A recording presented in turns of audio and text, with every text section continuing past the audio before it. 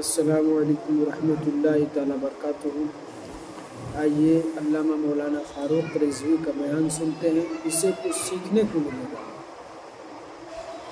تیمیہ کو اس کی موت مار دیا اس دور کے علماء نے، جیسے کہ چار بن درہم کو گلا دبا کے ختم کیا گیا، ختم ہو گیا اس کا نظریہ کہ اللہ جسم رکھتا ہے۔ اس سمت سے نکلے نا، کس طرف سے؟ من حیث یطلع قرن الشیطان، یعنی مشرق کی طرف سے۔ آئیے اب ایک معتبر کتاب دیکھیں، کتاب کا نام حیات شیخ الاسلام محمد بن عبد الوہاب۔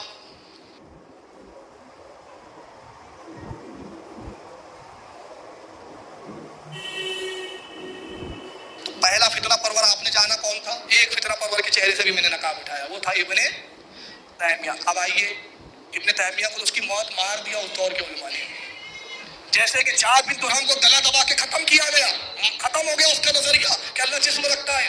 661 ہجری میں ابن تیمیہ نے چار بن درہم کے عقیدے کو زندہ کیا، اور اس زمانے میں ابن تیمیہ کی اس نظریہ اور عقیدے کی دھجیاں اڑائی گئی، عقیدہ ختم ہو گیا۔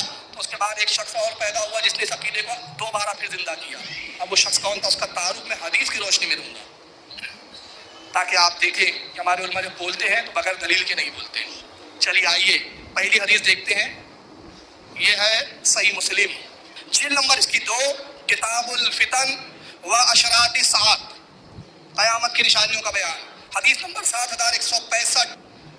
حدیث یہ ہے، عبداللہ ابن عمر کہتے ہیں کہ اللہ کے رسول نے فرمایا اس وقت کہ جب آپ حضرت عائشہ کے حجرے کے پاس تھے، فقال، اللہ کے نبی نے ارشاد فرمایا، اراس الکفر من ہا ہنا، اے لوگوں کفر کا سرگنا اس طرف سے نکلے گا۔ اشارہ کیا آپ نے، کہاں کھڑے اللہ کے نبی؟ حضرت عائشہ کے حجرے عائشہ کے پاس، ام المومنین عائشہ کے حجرے کے پاس۔ فقال، اللہ کے نبی نے فرمایا، راس الکفر من ہا ہنا، کفر کا سرگنا اس سمت سے نکلے گا، کس طرف سے؟ من حیث یطلع قرن الشیطان، یعنی مشرق کی طرف سے۔ دو پہچان بتائی اللہ کے نبی نے، پہلی کہ جہاں سے کفر کا سرگنا نکلے گا وہ علاقہ کدھر ہے؟ مشرق کی طرف ہے، اور مشرق کی طرف سے کیا نکلے گا؟ شیطان کا سنگ۔ مصباح اللغات جو دیوبندیوں کی لغات ہے، دیوبندی حضرات چھاپتے ہیں، دیوبندیوں کے علماء نے چھاپی، انہی کے علماء کی لکھی ہوئی مصباح اللغات میں قرن الشیطان کا ایک اور ترجمہ انہوں نے بیان کیا، اور وہ ترجمہ کیا؟ شیطان کی رائے کا پابند۔ اب ان کا ترجمہ لو، اللہ کے رسول فرما رہے ہیں، لوگوں راس الکفر من ہا ہنا، کفر کا سرغنا اس طرف سے نکلے گا، من حیث یطلع قرن الشیطان، جہاں سے شیطان کی رائے کا پابند نکلے گا۔ جو شیطان کی رائے کا پابند ہوگا، یعنی شیطان اس کا باس ہوگا یا شیطان کا چیلا ہوگا، کس طرف سے؟ یعنی المشرق۔ مشرق کو یاد رکھیں، قرن الشیطان لفظ کو یاد رکھیں۔ اب مشرق ہے کہاں؟ بتاؤ کہ عائشہ رضی اللہ تعالیٰ عنہ کا جہاں حجرہ ہے وہاں رسول اللہ کا مزار اقدس ہے۔ روضے رسول کی طرف جائیں اور سرکار کے روضے کا جو حضرت عائشہ کا دروازہ تھا اسی دروازے کی سمت کھڑے ہو جائیں، اور جب وہاں سے مشرق کی طرف دیکھیں تو کون سا علاقہ آتا ہے؟ وہ آتا ہے نجد کا علاقہ، اور نجد کا نام انہوں نے بدل دیا۔ کیوں؟ حدیث میں بتایا تھا نجد کے بارے میں، نام رکھ دیا انہوں نے ریاض۔ میں نے کہا اگر کوئی طوائف اپنا نام پارسا بیگم رکھ دے تو نام بدلنے سے کیا اس کا کام بدل جائے گا؟ نہیں ہو جائے گی، جو اصل ہے اصل ہے۔ تو اگر تم نے نجد کا نام بدل کے ریاض رکھ دیا تو کیا نحوست ختم ہو گئی؟ اب آئیے، یہ نجد کے لوگ تھے کون، ان کا کردار کیا تھا؟ یہ بخاری کی حدیث سے ان کو بخارنا ہے، یہ بخاری ہے۔ ابھی آپ نے سنا مشرق کی طرف نجد ہے، اور سرکار نے فرمایا وہاں شیطان کا گروہ نکلے گا۔ بخاری شریف جلد نمبر 2، صفحہ 1051، کتاب الفتن، امام بخاری رضی اللہ تعالیٰ عنہ حدیث بیان کرتے ہیں، عبداللہ ابن عمر کہتے ہیں کہ اللہ کے نبی نے ایک مرتبہ ذکر کیا، ذکر فرمایا اور دعا کی، اور دعا میں کہا اے اللہ برکت نازل فرما، برکتیں دے۔ کہاں؟ ملک شام میں، ملک شام میں برکت نازل فرما، ملک یمن میں برکت نازل فرما۔ وفی نجد قالوا وفی نجدنا، یہ نجد کے بھی لوگ وہاں تھے۔ اب دیکھیں حدیث میں تو لفظ نجدی آ گیا تھا، وفی نجدنا قالوا وفی نجدنا، انہوں نے کہا نجد کے لوگوں نے، اللہ کے نبی نجد کے لیے بھی دعا کیجئے۔ قال اللہم بارک لنا فی شامنا، اللہم بارک لنا فی یمننا۔ پھر راوی کہتے ہیں کہ اللہ کے رسول نے پھر دوبارہ کہا اے اللہ برکت نازل فرما ملک شام میں، ملک یمن میں۔ قالوا یا رسول اللہ وفی نجدنا، پھر انہوں نے دوبارہ کہا نجد کے لوگوں نے، اے اللہ کے نبی، اے اللہ کے رسول، نجد کے لیے بھی تو دعا کیجئے۔ فآذنہ قال فی ثلاثہ، کہتے ہیں، راوی کہتے ہیں حضرت عبداللہ بن عمر کہ میں گمان کرتا ہوں، میرا خیال ہے کہ شاید جب تیسری بار انہوں نے کہا وفی نجدنا، اللہ کے نبی نجد کے لیے، تیسری بار کہنے کے بعد اللہ کے نبی نے فرمایا ہناک الزلازل والفتان بہا یتلو قرن الشیطان، وہ زلزلوں کی جگہ ہے، وہاں زلزلے پیدا ہوں گے، والفتان، وہاں فتنے پیدا ہوں گے، وہ فتنوں کی جگہ ہے، فتنے ہوں گے وہاں، وبہا یتلو قرن الشیطان، اور وہاں سے شیطان کا گروہ نکلے گا۔ کہاں سے نکلے گا؟ نجد سے۔ تو 3 جگہوں کے یہاں نام آیا۔ اب حدیث کی ذرا ایک خاصیت دیکھیں آپ، امام بخاری نے اس کو لایا، بڑی خاص بات سنیں آپ، اس جگہ 3 ملکوں کے نام ہیں، ملک شام، یمن اور نجد۔ 2 کے لیے دعا کی جا رہی ہے، نجد کے لوگ موجود ہیں، شام کے لوگ موجود نہیں ہیں وہاں، یمن کے لوگ موجود نہیں ہیں وہاں۔ اسلام یمن میں بھی نہیں پہنچا رسول کے زمانے میں، اور شام میں بھی نہیں پہنچا، نجد میں پہنچ گیا تھا۔ آپ اس پہ تھوڑا سا توجہ دیں، میں جو بولنا چاہ رہا ہوں۔ کیوں؟ ملک شام فتح ہوا حضرت عمر ابن خطاب کے زمانے میں، یمن فتح ہوا حضرت عمر ابن خطاب کے زمانے میں، اور دور رسالت ہے، ظاہری حیات میں نبی موجود مدینے میں، اور دعا کیا ہو رہی ہے؟ ملک شام میں برکت، ملک یمن میں برکت، اور نجد کے لوگ باظاہر ایمان لا چکے، ایمان کے دعوے دار کھڑے ہیں۔ یا رسول اللہ، نجد کے لیے نبی نجد کے لیے دعا نہیں کر رہے، وجہ کیا تھی؟ نجد کے لیے دعا اس لیے نہیں کی گئی، فتنوں کی جگہ تھی، غیبدہ نبی نے بتایا، فتنے وہاں سے نکلیں گے، شیطان کا گروہ وہاں سے نکلے گا، اور جہاں سے نجد کے عیاش نکلے وہ جگہ فتنوں کی جگہ ہوتی ہے۔ اور تم نے کیا کیا؟ راجدھانی اس کو ہی بنا ڈالا۔ طوائف نے کیا کیا؟ پارسا بیگم نے راجدھانی ریاض کو بنا ڈالا، مدینہ ان کو راجدھانی نہیں سجا۔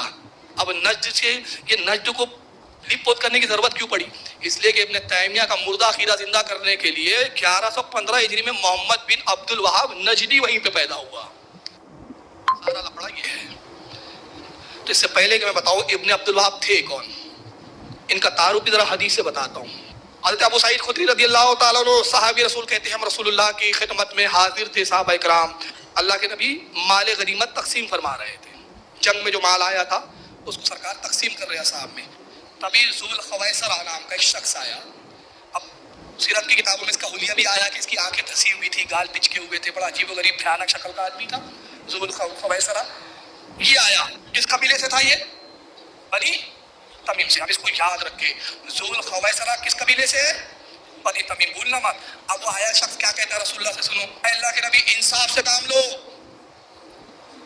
یہ نبی کی گستاخی کر رہا ہے، نبی کو بگویا کہہ رہا ہے کہ محمد صلی اللہ علیہ وسلم آپ انصاف سے کام نہیں لے رہے، انصاف سے کام لو، برابر برابر بانٹو۔ یہ کیا ہے؟ کسی کو زیادہ دے رہے ہو، کسی کو کم دے رہے ہو۔ فقال ویلک فمن یدین اذ لم عدل، اللہ کے نبی نے فرمایا، آپ دیکھیے جملے حدیث کے، فقال اللہ کے نبی نے فرمایا ویلک، تجھ پر خرابی ہو، اللہ کی مار ہو۔ معلوم ہو گیا جو گستاخ رسول ہوتا ہے رسول اس پر خود لعنت بھیجتا ہے۔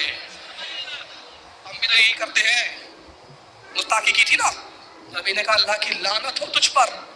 فمن یدین اذ لم عدل، اگر میں ہی انصاف نہیں کروں گا تو پھر انصاف کون کرنے والا ہے؟ میں اگر انصاف نہیں کر سکا تو پھر کون ہے جو روئے زمین پر انصاف کر سکے؟ بڑی طویل حدیث ہے، عمر ابن خطاب نے تلوار نکالی۔ یہ جو ہے نا سنی بس انہی سے سیرت لیتے ہیں۔ کہا یا رسول اللہ اجازت دیجیے اس گستاخ کی ابھی گردن نہ الگ کر دیتا ہوں۔ عمر رکھ دو، رحمت للعالمین ہے، رکھ دو، اور غیب دان نبی ہے، غیب دیکھ رہے ہیں، نگاہ دیکھ رہے ہیں۔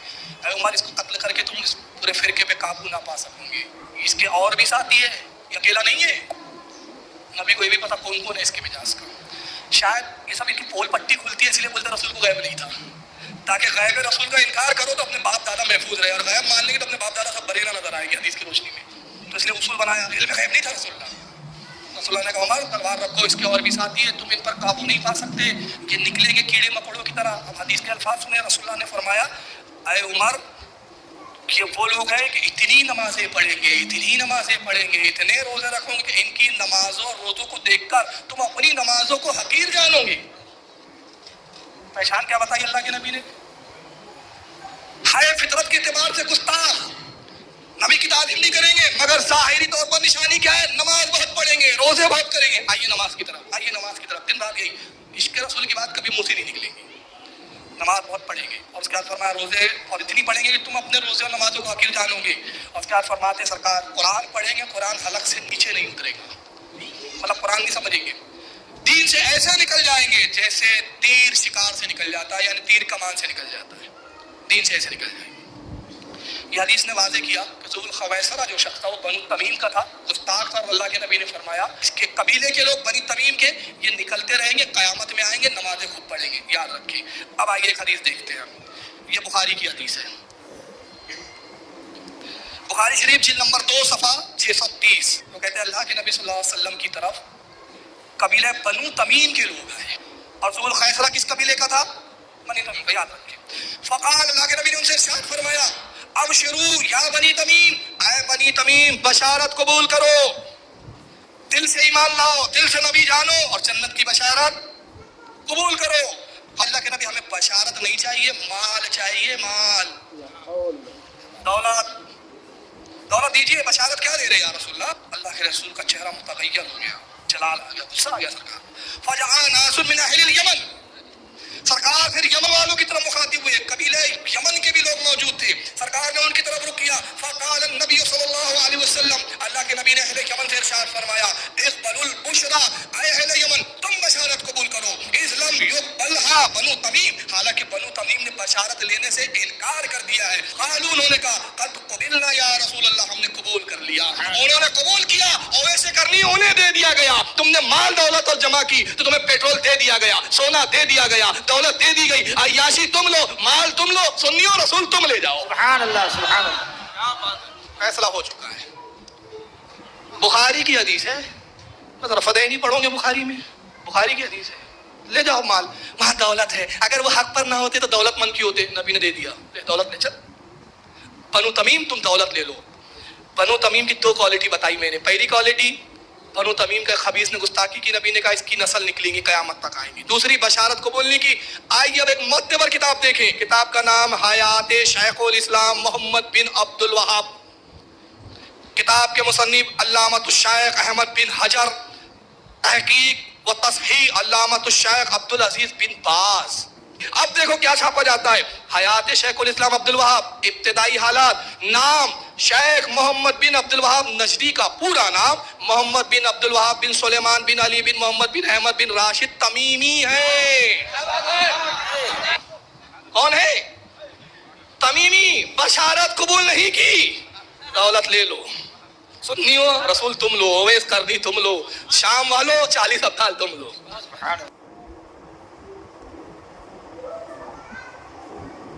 سبحان اللہ۔ دیکھیے محمد بن عبداللہ عبد الوہاب کا عقیدہ کتنا خراب ہے۔